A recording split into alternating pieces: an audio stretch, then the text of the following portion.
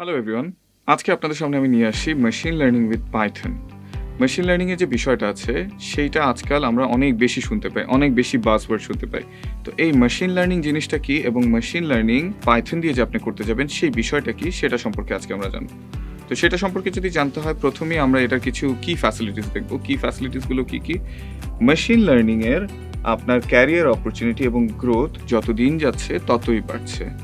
Machine লার্নিংয়ের যারা engineer আছেন তারা কিন্তু অন্যান্য ইঞ্জিনিয়ারদের থেকে একটু এগিয়ে আছেন, ফাইন্যান্সিয়ালিও বলেন এবং একই সাথে ক্যারিয়ার গ্রোথের দিক দিয়েও বলেন।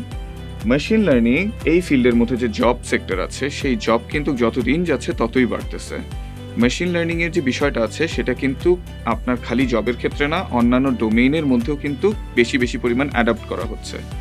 এবং একই সাথে ডেটা সায়েন্সের যে ফিল্ডটা আছে, ডেটা সায়েন্সের ফিল্ডের মধ্যেও কিন্তু মেশিন লার্নিং অনেক বেশি অ্যাডাপ্ট করা হচ্ছে, অনেক বেশি ইউজ করা হচ্ছে এবং এন্টারপ্রাইজ লেভেলে সেটা ইউজ করা হচ্ছে। এখন মেশিন লার্নিংয়ের যে কতগুলো জিনিস জানলাম, এই জিনিসগুলো নিয়ে আমি আজকে হাজির হয়েছি তানজিম আশরাফ। আছি আমি ক্রিয়েটিভ আইটিতে একজন পাইথন ডেভেলপার হিসেবে।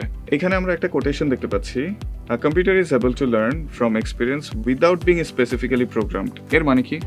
আমরা কম্পিউটার দিয়ে কাজ করি কি? কম্পিউটার দিয়ে কিন্তু আমরা যে কোনো ধরনের প্রোগ্রামিং ল্যাঙ্গুয়েজ ইউজ করে কম্পিউটারকে ইউজ করে থাকি। সেই জিনিসটার মধ্যে আমরা মেশিন লার্নিংয়ের অ্যালগোরিদম দিয়ে সেইখানে আমরা কম্পিউটারের মধ্যে স্পেসিফিক্যালি কোনো প্রোগ্রাম ছাড়াই কাজ করতে পারছি, সেইটা সম্পর্কেই এটা বলা হচ্ছে। এবং এই কাজটা করতে পারে একজন ডেটা সায়েন্টিস্ট এবং এমএল ইঞ্জিনিয়াররাই।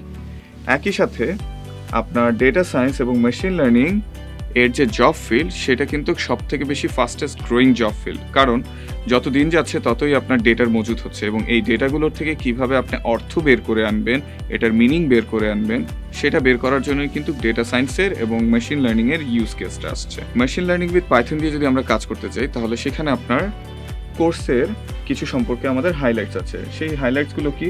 এটা ডিউরেশন হচ্ছে 6 মান্থ, এখানে ক্লাসেস থাকবে 48 ক্লাসেস এবং একই সাথে প্রজেক্ট বেসড। প্রজেক্ট বেসড কেন? কারণ মেশিন লার্নিং শিখলেন, ডেটা সায়েন্স শিখলেন, পাইথন প্রোগ্রামিং ল্যাঙ্গুয়েজ শিখলেন, কিন্তু সেটা যদি আপনি প্রজেক্টের মধ্যে ইমপ্লিমেন্ট না করেন তাহলে কিন্তু সম্পূর্ণরূপে শেখা হচ্ছে না। সো দ্যাটস ওয়াই এটা একটা প্রজেক্ট বেসড লার্নিং হবে। একই সাথে আপনার এখানে আপনার টাইপ কি থাকছে? টাইপ হচ্ছে অনলাইন টাইপে হবে এবং সপ্তাহে 2 দিন ক্লাস হবে। এখানে কি থাকছে? এখানে আপনার মেশিন লার্নিংয়ের উপর কিছু লাইব্রেরি থাকছে। সেই লাইব্রেরিগুলো কি? পাইথন, প্যান্ডাস, নাম্পি, জুপিটার নোটবুক এবং প্রজেক্টস। আমরা বেসিক্যালি কাজ করব হচ্ছে হলো পাইথন দিয়ে, প্যান্ডাস, নাম্পি এবং প্রজেক্টসের মধ্যে জুপিটার নোটবুক আমরা ইউজ করব। প্রজেক্টস নিয়ে যদি আমাদের কথা বলতে হয় তাহলে সেই প্রজেক্টসগুলো কি কি? প্রথমে থাকছে Iris classification, wine quality prediction, sales forecasting with Walmart, Boston House Pricing Prediction Project, Sentiment Analysis, Loan Eligibility Prediction, Titanic Survival Prediction এবং Inventory Demand Forecasting। এই কতগুলো প্রজেক্ট হবে আমাদের কোর্স চলাকালীন সময় লাস্টের দিকে। একই সাথে আমরা যখন কোর্সে কাজ করতে থাকবো তখন আমরা অ্যানাকন্ডা ইউজ করব। অ্যানাকন্ডা নেভিগেটরের মধ্যে আমরা জুপিটার নোটবুক পাচ্ছি, স্পাইডার পাচ্ছি, সেই জিনিসগুলো আমাদের কাজে লাগবে। একই সাথে আমরা আর এর কাজ করতে পারবো। জুপিটার নোটবুকের মধ্যে আমরা বেসিক্যালি কাজগুলো করে থাকবো। জুপিটার নোটবুকের মধ্যে ডেটা অ্যানালিসিসের পার্ট এবং মেশিন লার্নিংয়ের অ্যালগোরিদমগুলোকে ট্রেন করা, সেই জিনিসগুলোর কাজ করব। এই কোর্সটি কাদের জন্য? এই কোর্সটি হচ্ছে স্টুডেন্টদের জন্য, একই সাথে আপনার জব হোল্ডারদের জন্য এবং অন্টারপ্রেনারদের জন্য।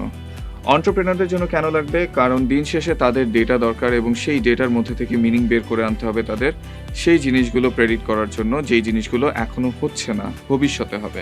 এই বিষয়গুলো নিয়ে আমরা কথা বলতে গিয়ে প্রিরিকুইজিটের বিষয় আসছে। প্রিরিকুইজিট কি লাগবে?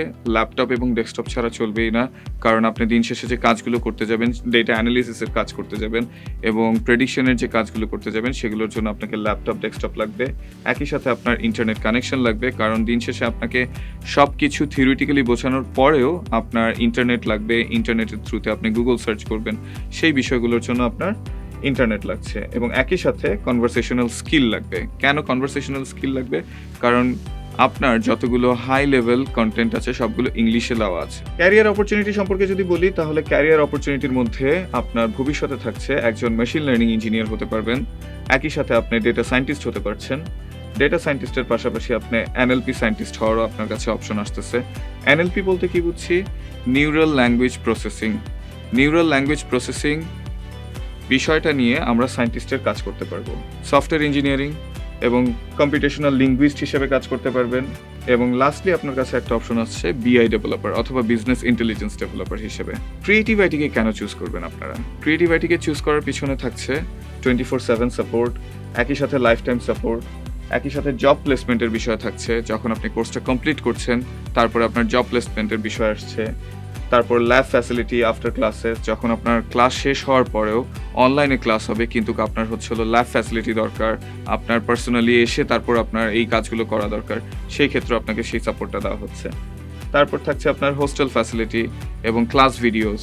অনলাইন সাপোর্ট সিস্টেম তো থাকছেই, যারা ডিস্টেন্স লার্নার আছে তাদের জন্য অনলাইন সাপোর্ট সিস্টেম থাকছে।